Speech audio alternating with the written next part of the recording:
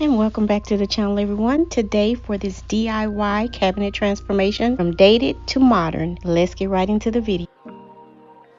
As I dive into this DIY cabinet makeover, I have to say this piece is much larger than it looks in the video. It stands at 54 inches tall, 84 inches long, and 16 inches deep, making it a substantial statement piece. I still love the overall design, but definitely needs an update to fit the more modern aesthetic, removing the muntins on the glass doors to create a sleek open look.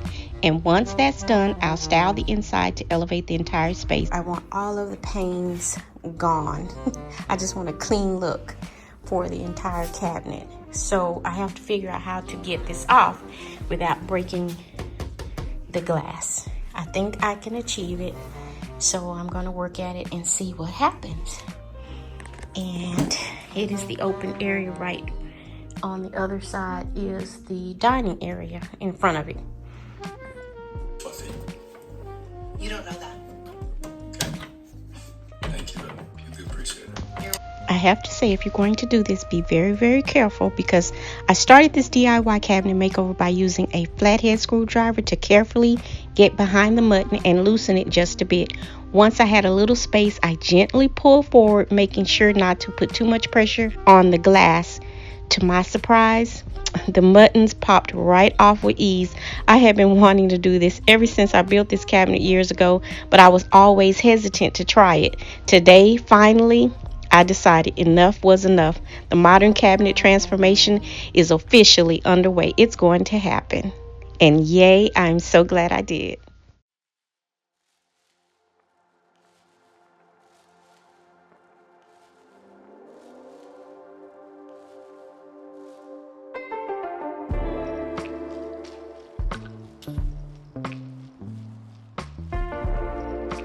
So here's the why here.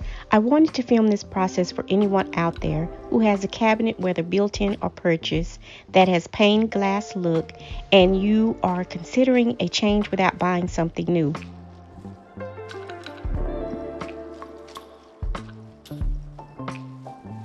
Removing the muttons is an easy way to give your cabinet a more updated look, classic look with a modern touch. While this piece is not really modern in its style, it will definitely have a fresh look and appeal to it, more elevated appeal without the panes. The original design had more of a country feel, which wasn't working for me, especially now it's in a more open, visible space. Before, it was tucked away in my home workspace, so I didn't think much about it. But now that it's in an open area where guests will see it all the time, I wanted to give it a look that I really, truly love and that I really wanted all of these years while having this cabinet. So again, today was the day, and it has been easy. Wow, wow, and wow. What a fresh look this cabinet has now without those panes, right? I absolutely love it. It feels so much more open and updated, and I can confidently say this with 100% was definitely the right decision, right? No doubt about it. This simple change has made a huge impact. Can you see it? Do y'all see it too? I definitely see it. Once I removed the panels, the wood pieces from the front of the cabinet, then I'm left with the paint that went under when I painted the cabinet originally. And this was a custom make. Built this about, I don't know, 5 years ago, 6 maybe. I'll have a video, and I'll put the video down in the description box for you to see when the cabinet was made and when I painted it. It looks so much better without those panes. It looks very current. It looks more current. Back to work. After removing the muntins, I was left with some paint where they had been. If you decide to do this on your own cabinet, this may not be an issue, especially if yours was manufactured with the muntins.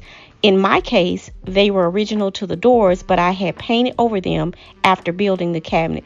Thankfully, cleanup was easy. I used a small razor with a little glass cleaner, and the paint came right off without any issues at all.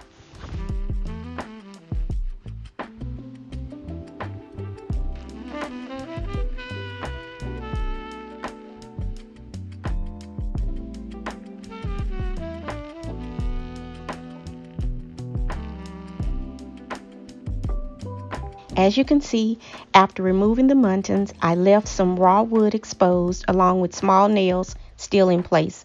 I used a pair of needle nose pliers to remove them, but quickly realized I needed something a bit more stronger. However, even the smallest heavy-duty tool I had was too large for the job. Nonetheless, I managed to get all the nails out. Now I'm left with the raw wood area that needs some attention before moving on to the next step. The last and final step before styling was to fill in the raw wood areas with a fresh coat of paint. I went ahead and gave the entire cabinet a new coat for a completely fresher look. Now it's time to dress it up just a bit. I'm starting with some of my plates in a dainty feminine print, exactly what I love. I have a darker set as well, but for now I'm keeping it light. This is just a quick setup, but I'll be reworking the styling with other pieces and sharing in another video at a later date. To finish, I used these plates on another DIY in some artwork, and that beading detail is just simply elegant. It's a very subtle touch, but it elevates the plate from simple to something a little bit more special.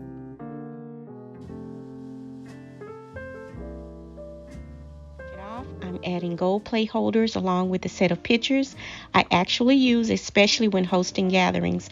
They're not only practical, but they are also simply beautiful, delicate, timeless, and perfect for that French country feel, which I definitely adore. And that's a wrap on this cabinet makeover and styling. As always, stay inspired, motivated, keep moving, creating something beautiful. If not for yourself, then definitely for someone else. This has been Chanel, and I'll see you all for the next one. Bye for now.